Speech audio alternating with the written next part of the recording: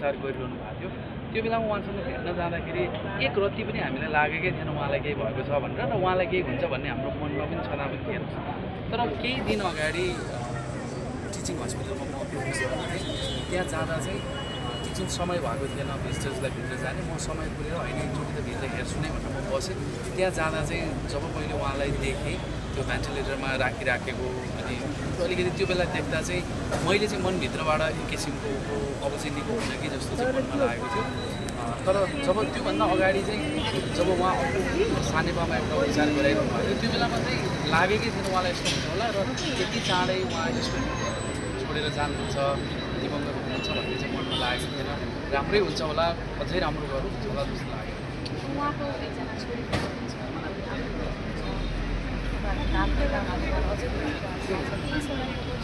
पारिवारिक रूपमा चाहिँ हामीलाई त्यही हजुरहरूले जे सुन्नु भएको छ त्यही नै अरू चाहिँ हामी प्रोफेसनल्ली अरू कुरामा हामी नजिक हुन्छौँ। ती कुराहरू चाहिँ फेरि थाहा हुन्छ। उहाँको छोरी अहिले आउँदै भन्ने कुरा चाहिँ मैले पनि सुनेको छु, सायद अहिले आउनुहुन्छ।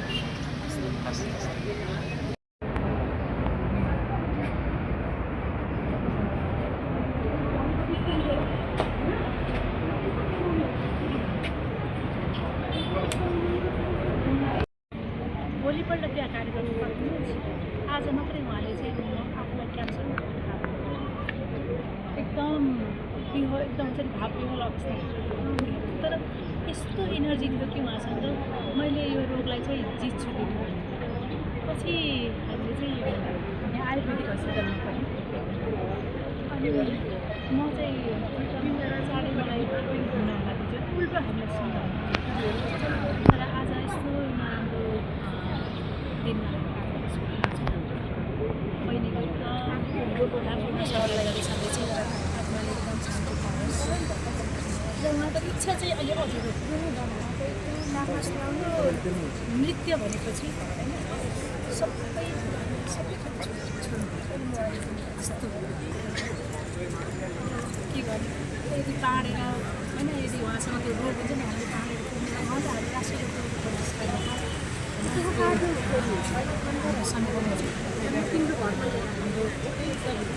सक्रिय मान्छे हो अनि हामी सबैजनाले बाँड्थ्यौँ होला बाँडेर गर्ने यस्तो कहिलो उमेरमा लिएका छन् चाहिँ सम्बन्ध यो सामाजिक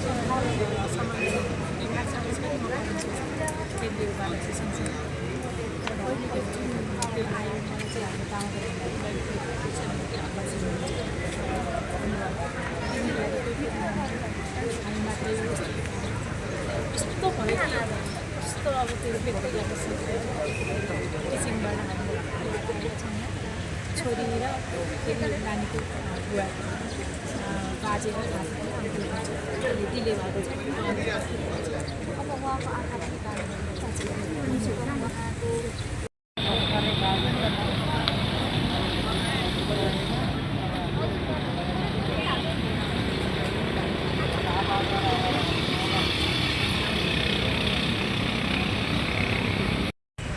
उहाँलाई चाहिँ हामी जीवनमा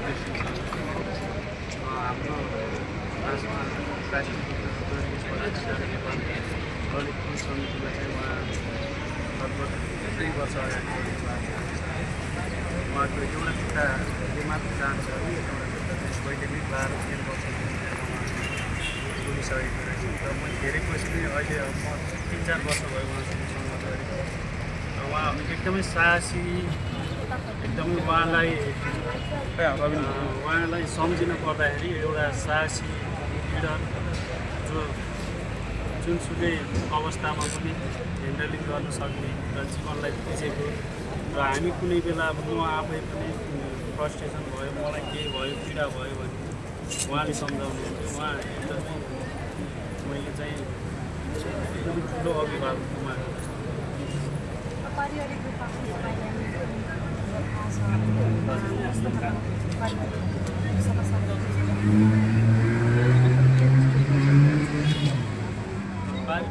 उहाँ पहिले नै अब खुट्टाकाटी पढ्नलाई एकदमै ट्यालेन्ट हुनुहुन्थ्यो।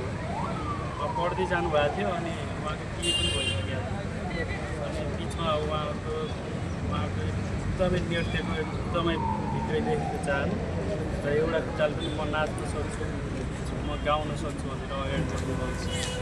कुरालाई उहाँको परिवारले नस्वीकारेको फ्यामिली छोडेको साङ्गीतिक क्षेत्रमा छोडेको र विशेष गरी फ्यामिलीमा चाहिँ बुवा मम्मी उहाँको एउटा छोरी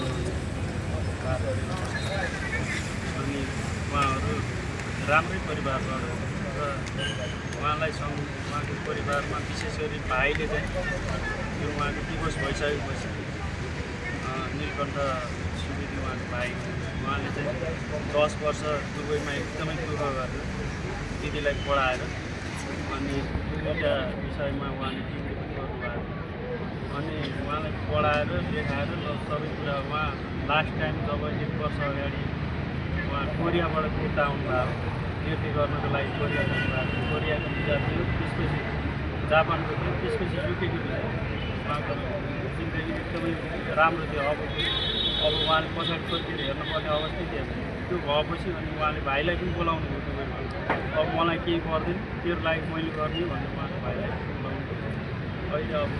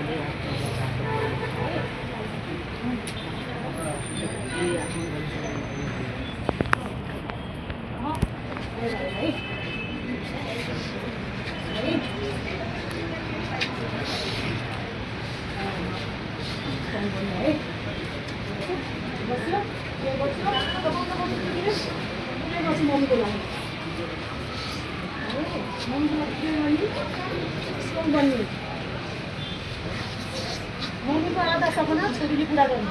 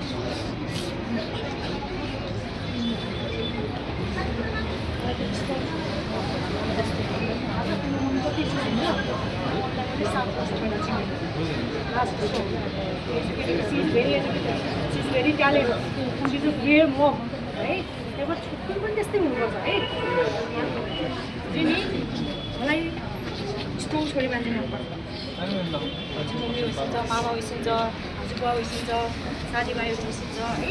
डोन्टको लागि बुझेन, मम्मीको लागि चाहिँ बुझेन, मम्मीको लागि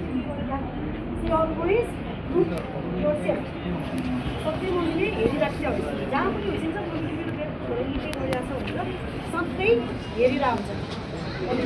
मम्मी यहाँ छ, वेयर युर हार्ट, यहाँबाट हेरिरहेको छ जान्छ, यो बलियो हुन्छ है। यस्तो मलाई यो छ नि, यस्तो एकदम यस्तो मान्छेहरू